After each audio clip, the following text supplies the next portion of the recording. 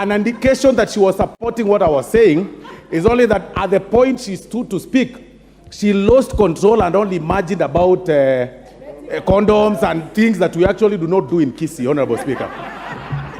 I consider Honorable Donya as... What is your point of order?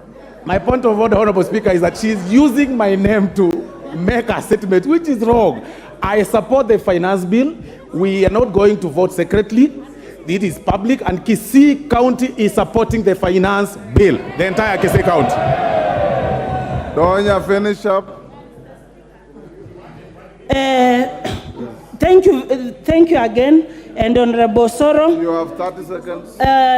Lastly, Mr. Speaker, if the government wants to make money, which every point is we are looking for money, even in this finance bill, you are just saying you want money, please ask your government, which you are supporting, to make use of our idle land.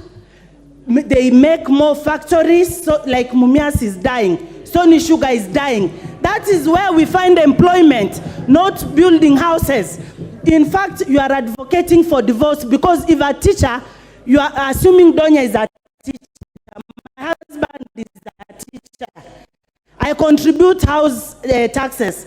How many houses will you give Donya and her family? Meaning my husband will be sleeping in another house. I'm also in the other house. What are you telling Kenyans?